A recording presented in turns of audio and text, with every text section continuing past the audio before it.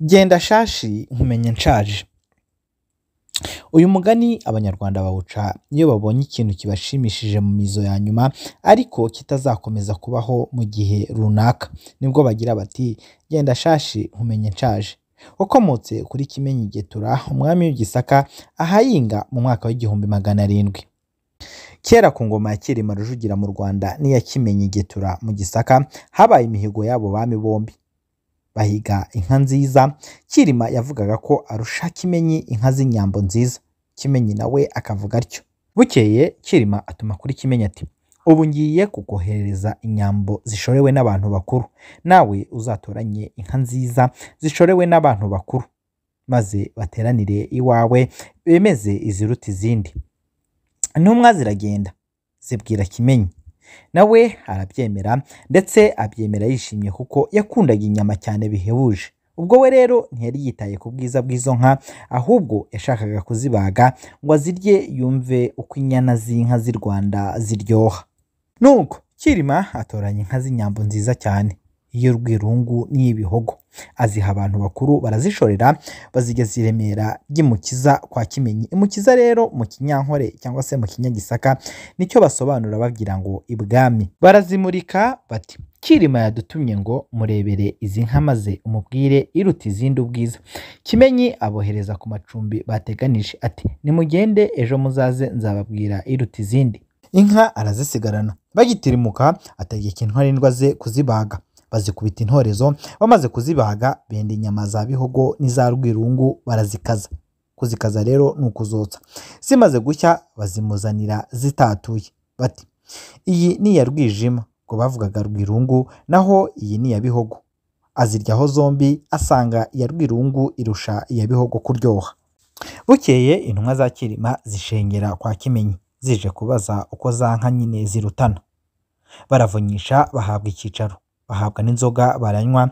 Kimenyi araterura ati yemwe ntumwa za Cyilima, mugende mumumbwirire yuko Rwijima cyangwa se Rwirungu irusha Bihogo kumunurira. Intumwa zirumirwa ziyoberwa ibyo ari byo. Abanyagisaka babegereye barabongorera bati yaraye aziriye, ubwo nyine ni ukubabwira irusha iyindi kuryoha. Intumwa zirasezera zisubira i Rwanda zumiwe. Baraza babwira Cyilima. Abanyarwanda bose bari bateraniye aho barumirwa baramanjirirwa, babigira urw'amenyo bati wa muntu koko ni umunyamahanga, umuntu babajije ubwiza bw'inka akavuga ashingiye ku nyama. Kimenyi mu mibereho ye yagiraga amerwe y'inka cyane, agakunda kuzirya, agakunda inyama, ariko akarya inka z'amagumba n'ibimasa gusa. Amaze gusaza abwira ababazi be ati ubu ndashaje kandi nshaje ntararya ishashi, ntarayiryaho ngo numve uko inurira. None nimundebera inyana y'ishashi muyibage muyinzanire numve uko imera. Inyana barayibaga, botsa inyama baramuzanira ararya, asanga zimurutiye izindi yajyaga arya zose. Niko kwifata rero ku munwa ariyumvira arimyoza ati genda shashi nkumenye nshaje. Ubwo yavugaga ko yaba atarashaje yari gukomeza kujya yirira amashashi. Kuva ubwo rero iryo jambo rye yavuze ari kuvugira ku mashashi ribagikwira mu Gisaka ndetse no mu Rwanda, rihinduka umugani n'uyu munsi turiho tuvuga, bacira ku kintu gishimishije ariko mu mizo ya nyuma utazakomeza gukora. Ibi rero bikajyana n'undi mugani abanyarwanda dukunda gukoresha tugira duti akambere kararyoha akanyuma kakarushaho. Mu by'ukuri iyo abanyarwanda bavuga iyi migani babivuga bashingiye ku bintu biriho byakozwe n'abantu cyangwa se bishingiye ku bitekerezo. Nk'uko twabivuze mu migani yacu ya mbere, imigani nyitiriro cyangwa se ibirari by'insigamigani nyirizina ni imigani itandukanye ishingiye ku bintu biriho cyangwa se ku byakozwe. Uyu mugani wa Kimenyi ugira uti genda shashi nkumenye nshaje usobanuye yuko yamenye ubwiza bw'ishashi, ni ukuvuga ubwiza bw'uko yaryaga inyama z'ibumba akabimenya ashaje kandi akabona atazakomeza kubikora. Ngaha rero aho ducumbikiye umugani wacu w'uyu munsi twavuze ku mugani ugira uti genda shashi nkumenye nshaje. Ni umugani dukunda gukoresha mu buzima bwa buri munsi ariko mu by'ukuri ukaba utazi imvano naho uwo mugani waturutse. Niyo mpamvu rero dusoma ibirari by'insigamigani. Ni igitabo cya Minisiteri y'Uburezi, ni igitabo cyanditswe ahasaga mu mwaka w'igihumbi 1980, igitabo cyanditswe nyine n'abahanga bacukumbura iyi migani natwe tukayisoma, tuyikoresha mu buzima bwa buri munsi ariko tutazi aho yakomotse. Niyo mpamvu natwe tuza tukegeranya tugasoma tukabibagezaho. Niba uri mushya turagushishikariza gukanda kuri subscribe kugira ngo ujye umenya imigani yacu, uyimenyere igihe utazayibwirwa n'undi uwo ari we wese. Niba dusanganywe kandi utwandikira aho hasi utumenyesha umugani ushaka, tuwugushakire tuwugusomere nawe umenye aho wakomotse. Naha ducumbikiye rero, ibirari byo nakagaruka, tuzasubira ubutaha. Turabakunda cyane, mugira amahoro y'Imana y'u Rwanda.